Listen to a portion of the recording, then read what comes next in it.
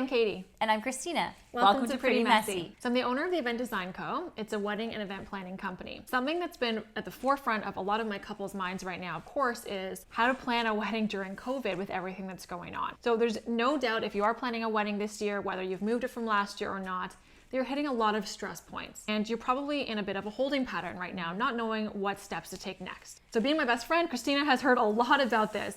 The concerns coming from my couples, from venues, from vendors, dealing with all these uncertainties.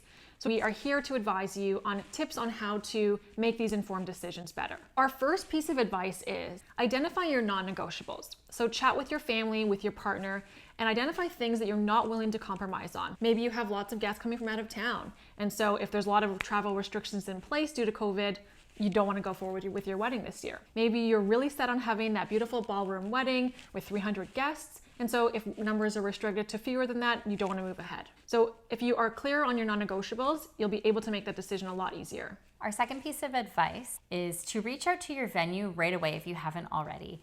A lot of venues right now are offering backup date options. They will let you pick a backup date in addition to the date that you've secured already. Different venues have different policies. If your venue hasn't mentioned this, maybe talk to them about it. And if you can reserve that backup date, do it as soon as possible because dates are booking up very quickly. Okay, so our next piece of advice is you really want to thoroughly understand your venue and your vendor's postponement and cancellation policies.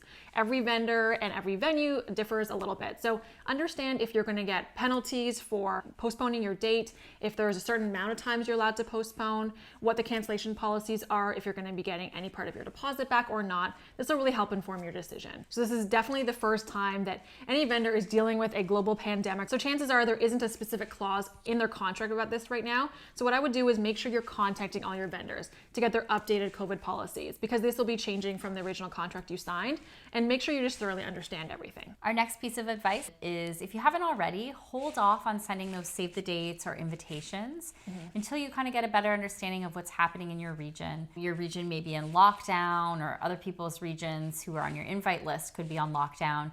And receiving an invitation or save the date in the mail while you're in such an uncertain situation is a little off-putting. You want your guests to have positive feelings about celebrating your event and no reservations about it. All right, so on that note, you're gonna wanna create an A and a B list with your wedding invitations, maybe even a C list depending on your overall numbers. So you're probably gonna wanna have an A list of about 50 guests based on last year's numbers.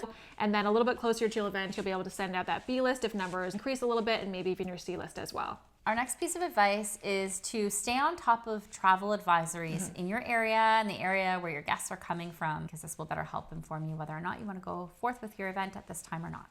So our next piece of advice is be considerate of all your guests. If you're expecting a lot of elderly guests, you might want to hold off on having your wedding until it's a little bit safer. Also keep your guests informed. So there's lots of ways to keep them updated on what's going on. Even if you don't know what's going on, you can either update your wedding website if you have one, or you can send out an electronic or a paper note about your postponement.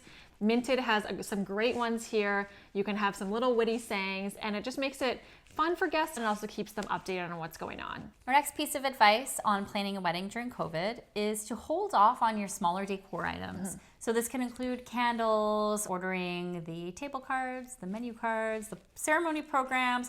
You might need to scale back as we get closer to your event. And the worst thing would be to spend money on printing, 300 cards when you're only having an event with 25 people. It's just a waste of money.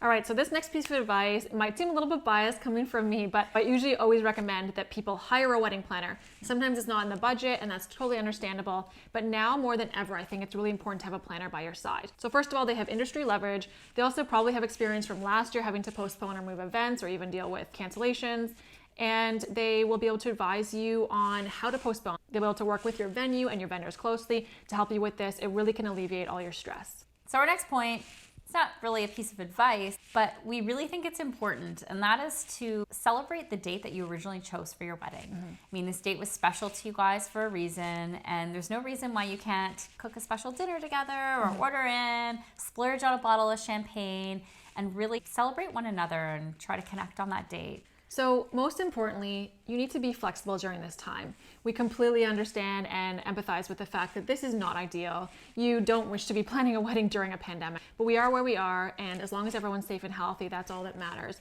So you might have to be a bit more flexible with the day you've chosen. You might have to move to a Sunday versus a Saturday. You might have to split up your ceremony and a reception, do a ceremony maybe this year and a larger reception next year. You might even try to do a portion of your wedding as a virtual wedding, and there's some great programs that can help out with that.